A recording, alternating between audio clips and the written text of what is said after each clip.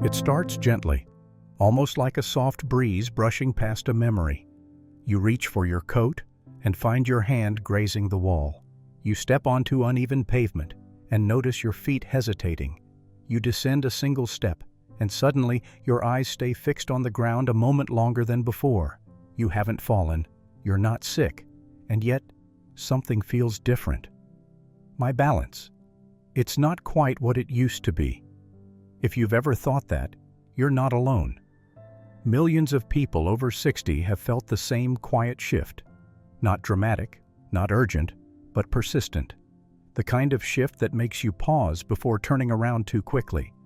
The kind that makes you avoid carrying the laundry basket downstairs. The kind that whispers, "Be careful now." But here's the truth. Balance doesn't vanish in a day. It fades, quietly, gradually. Not because we're growing older, but because of subtle habits we've picked up along the way. Most people think losing balance is inevitable. It's not. In fact, many of the changes we blame on age are actually mistakes we didn't realize we were making. They're small, they're hidden, and they show up not in what we do, but in what we've stopped doing. Today, we're going to uncover 5 of those silent mistakes, the ones that slowly erode our sense of stability, freedom, and trust in our own movement. But don't worry, this isn't about fear. This is about understanding. Because when you understand what's changing, you can begin to change it back, step by step, not with pressure, not with fear, but with clarity and calm strength. So if you've found yourself moving slower lately, if you've hesitated at curbs, held onto chairs, or questioned your footing, this message is for you. Because balance isn't just physical, it's emotional, mental, spiritual, and it can return when you invite it. Are you ready? Let's begin. It doesn't begin with a fall. It begins quietly, like the body whispering something you're not yet ready to hear. You pause before stepping off the curb. You find yourself glancing at the ground more often. You brush your hand along the wall as you walk down the hallway, not for balance, just because. It's subtle, but it's there. My balance isn't what it used to be. Most people think balance is all about the brain, or maybe the back muscles, but in truth, it starts much closer to the ground, with your feet, and more importantly, with your ankles. They're the first to notice a shift in the floor. They're the ones adjusting when you walk across gravel or down a slope. They catch you before you even realize you were off balance. But with time, we lose that connection. Not because our feet wear out, but because we stop using them fully. We wear soft slippers, shoes with thick, cushioned soles. We avoid uneven ground, and we almost never go barefoot anymore. That's how the problem sneaks in. The feet become passive, the ankles stiffen. The small muscles that once reacted instantly start going silent. I remember Daniel, 74, a retired gardener from Oregon. He told me, "I used to walk barefoot on dirt paths. Now I shuffle even on carpet." We checked his ankle flexibility. It was almost gone. He started doing simple routines: ankle rolls, barefoot steps in the backyard, toe lifts. 3 weeks later, he sent me a note. For the first time in years, I didn't hold on to the railing when I went down the stairs. Then there was Marlene, 69, a former ballet teacher. You'd think balance was second nature for her. But she confessed, "I always wore cushioned shoes. They felt safe. But now I trip over flat ground."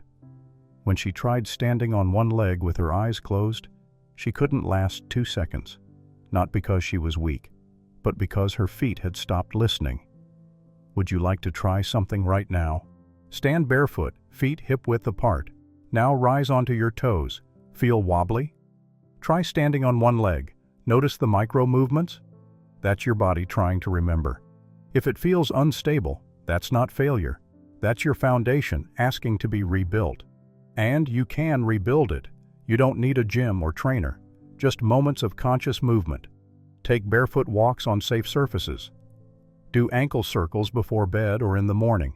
Rise onto your toes slowly, holding for a few seconds. Roll your weight from heel to toe while brushing your teeth. These tiny exercises wake up the base. And when your feet awaken, everything else aligns.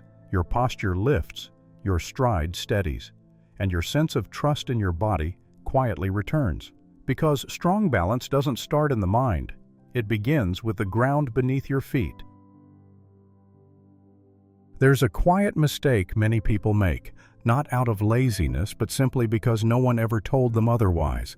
They stop challenging their balance, not intentionally, not consciously. It just fades into the background, because balance, to most of us, seems like something automatic, like breathing, like blinking, like something that just happens, but that's not how it works.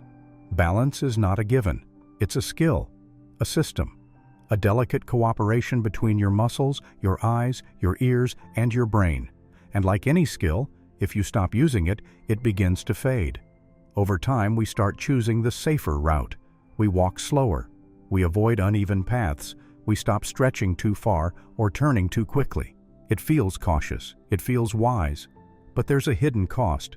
Because when we avoid testing our balance forgets how to support us. I remember Mr. Walter, 74, a retired music teacher.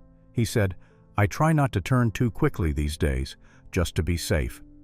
So we did a simple test, walking heel to toe in a straight line. He wobbled after 2 steps, and he paused, quietly surprised. "I didn't realize I'd lost that," he whispered. That's the danger, not the fall itself, but the moment we realize we've slowly lost the ability to prevent one. But here's the good news. Balance can be trained, gently, simply. No gym, no equipment, just awareness and small moments of practice. Try standing on one foot while brushing your teeth. Walk slowly across the room with your arms extended. Stand still and gently close your eyes for a few seconds. Turn your head left and right while staying upright. Explore gentle movement practices like Tai Chi, flowing, mindful, and powerful. Each of these actions sends a quiet signal to your body. I'm still here. I'm still capable. I'm still learning. And the transformation? It's never just physical. When someone regains balance, you see it in their walk, yes. But you also see it in their posture, in the way they enter a room, in the way they belong in their body again. I once met a woman named Carolyn, 70. She used to avoid stepping off curbs without help.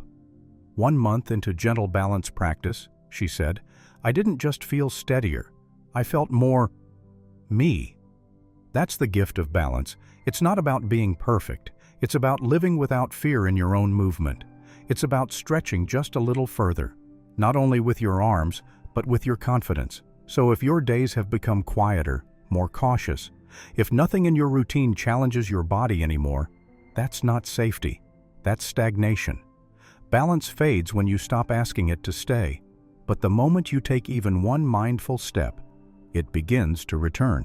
5 minutes a day, every day. That's all it takes to remind your body, I still trust you. Sometimes, it's the softest things in life that make us lose our ground. Quite literally. Not pain, not weakness, but comfort. The kind of comfort that slowly takes something essential away. Let's talk about shoes. Most older adults spend hours each day wearing soft slippers, loose socks, or walking barefoot on smooth floors. It feels cozy, harmless, familiar. But beneath that comfort lies a quiet danger. You see, your feet are messengers. They send constant updates to your brain about the surface you walk on, about texture, slope, pressure, danger. And when your shoes are too soft, too loose, or too slick, those messages stop getting through. Your feet go quiet, and your balance begins to drift. I met Mr. Rayner, 78, a retired carpenter who spent his life on his feet. These days, I just wear socks at home. Feels easier, he said. Until one day, he slipped on a hallway rug. No injury, but a serious scare. It wasn't the rug, he later admitted. It was the fact that I didn't even feel my feet move beneath me. He had lost that grounded connection, because what he wore had slowly dulled his body's natural alertness. Let me ask you, do your shoes have a firm sole? Do they grip the ground, or do they slide on it? Do they hold your heel securely, or do they shift as you turn? Do they have any profile, any texture at all? If you're shaking your head, your shoes might not be helping you. They might be silently making you more vulnerable. Now imagine this instead. A pair of shoes with a flat, non-slip sole. No heels, no bulky foam.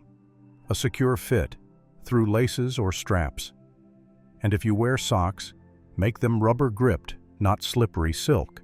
This isn't about fashion, it's about freedom, because the right shoes give you something back. The feeling of the ground under your feet, the strength in your step, the confidence to move without second-guessing. And yes, they may even change how you breathe. Because when you trust the earth beneath you, when your feet send clear, steady signals, your whole body relaxes. And that's what stability feels like. So the next time you put on those familiar, soft slippers, ask yourself, are they comforting me, or are they weakening me? You deserve to feel strong with every step. Let your shoes support that strength, not steal it away. It often begins with something small. You rest your hand lightly against the wall, just for balance. You steady yourself on the kitchen counter while reaching for a glass. You walk through a hallway with your fingertips brushing along the furniture. Just in case, you tell yourself. And slowly, without even realizing it, you start moving through the world not with confidence, but with caution. One day, you notice. There's no more walking across the room without something to hold. A chair, a wall, the edge of the table. It doesn't mean you're weak. It doesn't mean something is wrong. But it does mean something has changed. Each time you reach out for support, your body receives a subtle message. I'm not sure I can do this on my own anymore. And your body, loyal as ever, responds. The muscles soften, the reflexes slow, the balance system begins to fade. I remember Ms. Clara, 76, a widow who lived alone with her 2 cats. She used to walk her garden path every morning. Then one day, she began using a cane, not because she needed it, but because it made her feel safer. Months later, she was using the hallway walls like rails. She hadn't fallen once, but she had lost something deeper, her trust in herself. We started with 5 steps, unaided, barefoot, across a soft rug. Then 10 steps, then turning without holding on. After a few weeks, she smiled and said, I didn't know how much I had handed over to fear. I'm taking it back now. You see, the real risk isn't the floor. It's the habit of avoiding the floor, avoiding the challenge, avoiding ourselves. Try this right now. Walk 5 steps through your living room without touching anything. Do your hands feel restless? Does your mind reach before your feet do?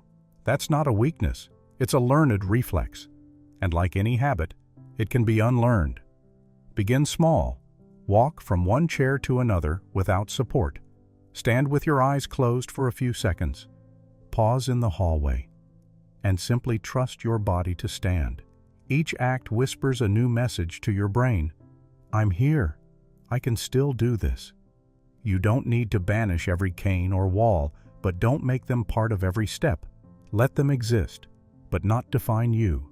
Because that first moment when you cross a room without holding on, not just with your hand, but with your heart, it changes you.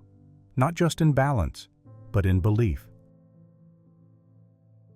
Sometimes balance fades, not because our muscles weaken, but because our senses go silent. We often forget that balance isn't just physical, it's sensory. It's how your eyes track the horizon, how your ears detect subtle shifts in space, how the nerves in your feet tell your brain, we're grounded. But when those signals become muffled, when vision blurs, when inner ears slow, when the world feels quieter than before, your body starts guessing. And guessing is not a stable place to stand. I remember Helmut, 81. He was tall, confident, and moved with elegance, until he didn't. He hadn't fallen, but he'd begun avoiding open spaces.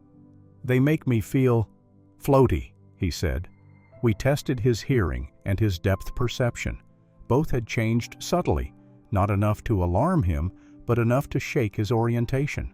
So we adjusted, gently. Stronger lighting in hallways, contrasting colors on stair edges, walking with soft music playing to re-engage his auditory focus. He laughed after a week. Turns out it wasn't my legs, it was my ears. And that's the quiet truth. Many people over 60 live with tiny sensory shifts they never think to link to balance. But your body knows, it listens, and it adapts. Sometimes too well. The brain learns to compensate for blurry vision by freezing the feet. It learns to compensate for hearing loss by slowing every step. That's how stability is lost, not with a fall, but with a pause. So what can you do? Get your eyes checked regularly, especially for contrast and depth. Use brighter, warmer light in your home, especially near stairs and corners. Don't ignore subtle changes in hearing, even if it's just missing words in conversation. Stimulate your vestibular system. Turn gently, shift weight side to side, follow moving objects with your eyes. And walk in nature, where your senses have more to notice. Balance isn't just in your muscles, it lives in your senses, in how you see, in how you hear, in how you feel the earth below you. And when you give those senses what they need, your body stops guessing. It starts responding, smoothly, calmly, confidently. You don't need perfect eyes or perfect ears. You just need to listen to what they're still trying to say, because even a quiet sense, when heard, can bring back your steady step. Now that we've gently explored these 5 silent disruptors of balance, take a quiet moment to ask yourself, how many of them have quietly entered your life, without you even noticing? Because balance doesn't vanish overnight. It fades, softly, silently, through habit, through caution, through forgetting what once felt natural. But here's the hopeful truth. What fades can return, gently, gradually, with attention, with kindness, with the simple decision to begin. Your feet can relearn the ground. Your muscles can remember how to respond. Your inner compass can wake up again. And your trust, that quiet, steady trust, can bloom once more, step by step.